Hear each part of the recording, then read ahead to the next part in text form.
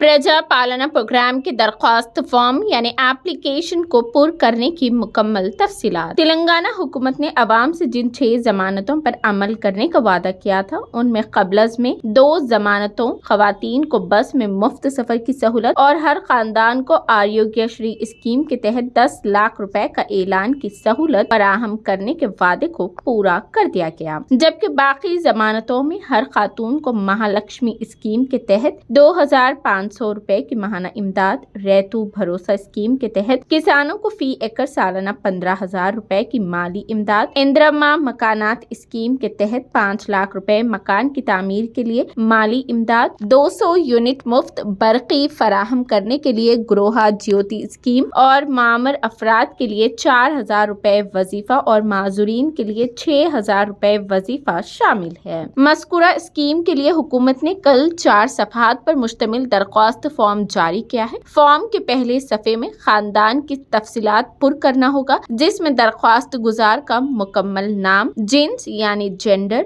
जात या तबका का नाम, जिसमें माइनॉरिटी का भी कॉलम शामिल किया गया है, तारीख पैदाइश, Aadhaar number, ration card number, mobile number, पेशा शामिल है। उसके बाद दरगुजार के अरकान खानदान की तफसीलात भी दर्ज करती होंगी, जिसमें दरख्वास्त गुजार के अरकान खानदान के जिन्स यानी जेंडर, तारीख पैदाइश और आधार कार्ड नंबर को दर्ज करना होगा। बाद अज़ां दरख्वास्त गुजार के मुकम्मल पता को दर्ज करना होगा, जिसमें मकान नंबर, स्ट्रीट नंबर, गांव, बल्दिया, वार्ड नंबर, मंडल का नाम, जिले का नाम शामिल रहेगा। दूसरे सफ़हा यानी सेकेंड पेज पर महालक्ष्मी स्कीम का कॉलम दिया गया है। महालक्ष्मी स्कीम, इस स्कीम के तहत हर माह खातून को 2,500 रुपए की माली इमदाद फराहम की जाएगी। 500 रुपए में गैस सिलेंडर दिया जाएगा। उसके लिए दरख्वास्त गुजार को गैस कनेक्शन का नंबर, गैस सरबराह करने वाली कंपनी का नाम और हर साल इस्तेमाल होने वाले सिलेंडर्स की तादाद दर्ज करनी होगी। रायतू भरोसा स्कीम, इस स्कीम के तहत हर किसान को सालाना फी एकड़ 15,000 रुपए की इमदाद फराहम की जाएगी, जिसमें किसान और खोलदार किसान के कॉलम में पुर करना होगा। उसके अलावा पट्टेदार पासबुक नंबर, काश्त की जाने वाली अराजी की तफसीलात, माह सर्वे नंबर और रुकबा। इसी तरह जरीब मजदूरों को सालाना 12,000 रुपए की इमदाद फराहम की जाएगी। उसके लिए जरीब मजदूर को कौमी देही रोजगार जमानत स्कीम की जानिब से जारी करदा कार्ड की नकल करनी होगी। नेक्स्ट इंदिरा मकानात स्कीम है। इस स्कीम के तहत बेघर खानदान मुस्तफीद हो सकते हैं। उन्हें मकान की तामीर के लिए 5 लाख रुपए तक इमदाद फराहम की जाएगी। उसके अलावा तेलंगाना के लिए शहीद होने वालों और तेलंगाना की तहरीक में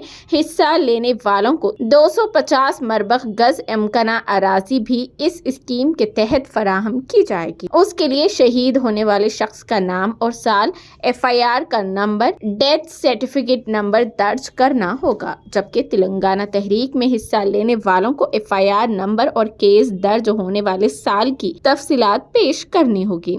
अगर कोई तेलंगाना तहरीक के दौरान जेल गया हो तो ऐसी सूरत में उस शख्स को जेल का नाम, मुकाम का नाम और जेल में गुजारे हुए दिनों की तफसील दर्ज करनी होगी। नेक्स्ट है गृहा ज्योति स्कीम। इस स्कीम के तहत हर खानदान को 200 यूनिट तक मुफ्त बरकी फराहम की जाएगी। दरख्वास्त गुजार की जानिब से हर माह इस्तेमाल होने वाली बरकी यूनिट यानी इलेक्ट्रिसिटी यूनिट की तादाद को पुर करना होगा, जिसमें 100 से 200 यूनिट या उससे जायद के कॉलम दिए गए हैं। दरख्वास्त गुजार को उसमें किसी एक को पुर करना होगा। उसके साथ ही दरख्वास्त गुजार को मीटर कनेक्शन का नंबर भी दर्ज करना होगा। ज्योति स्कीम, इस स्कीम के तहत मामरीन और दीगर अफराद को 4,000 रुपए और माजूरीन को 6,000 रुपए का हर माह वजीफा दिया जाएगा। पहले से आसरा स्कीम के तहत वज़ाइफ हासिल करने वालों को दोबारा इसके लिए दरख्वास्त देने की जरूरत नहीं है। सिर्फ नए दरख्वास्त गुजार ही उसके लिए दरख्वास्तें दे सकते हैं। माजूरीन को हैंडीकैप सर्टिफिकेट का नंबर दर्ज करना होगा, जबकि दीगर वज़ाइफ हासिल करने वालों को बाज दिए गए बॉक्स में टिक करना होगा। उसमें मामूर अफराद, बाफंदे,